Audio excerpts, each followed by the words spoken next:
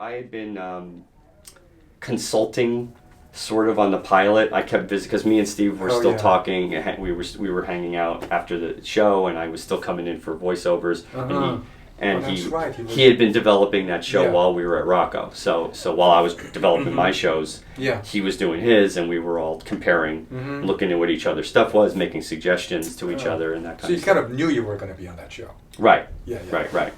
So when we went in, I mean, that's another story in itself. But Steve doing that pilot, I got I came in auditioning for that, and I did the Plankton's voice for the Spongebob character, because it was a voice that I was in, this deep voice that I used to do that used to make Tom laugh, and I never really had him as a voice. I just did him sometimes in the Rocco records, and Tom Kenny would always laugh when I would do that, and so it came down to, maybe it's that voice, that deep thing I do. I'll do it for this.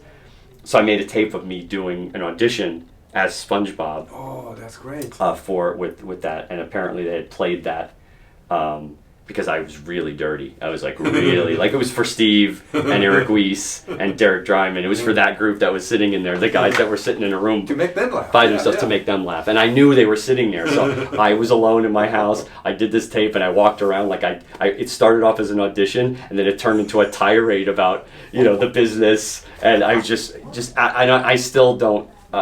Somebody said they still might have a copy of it somewhere, but I don't have it because I made it and just threw it to them. Yeah, because they're my friends, so I wasn't concerned about that. And that's what led to Plankton was that tape, because I had and Steve goes, well, it's perfect, you're Plankton, so when the series goes, I go, right, when the series goes, like, this isn't going anywhere, this pilot isn't gonna happen, because it was good, and I was always feeling that. And I still do. Good stuff is really hard for people to recognize when it's good. Yeah, when I did, I had to audition many times to play Plankton on the show because they wanted to stunt cast that character because he was a guest star. Steve wanted you? Yep. Yeah. So Steve wanted you for Plankton, but Nickelodeon was like, nah. Yeah. And I remember writing. I went through all these different rigmaroles to get for people in New York and Nickelodeon to accept that I'm the right guy for this. Yeah. Because we all knew I was the right guy for it, and I was doing it already. I was already doing the voice. And you had done a show for them, or Nickelodeon already. Right. So we figured this is, it should be a slam dunk. Yeah. Instead it was, we're still, we saw you want to hire Doug, but da-da-da-da-da-da-da. And so I kept on doing, Steve would go, can you write something and record it and send it to New York? So for a while I kept writing things at my desk. As Plankton. This fast, writing down stuff for me to say, printing it out, running downstairs, recording it, and they're sending it to New York, and I did that a few times. And they said, yeah, it's fine, I don't know, we're still not sure, we're still on the fence here about Doug, we still think it'd be best to get a famous person playing this.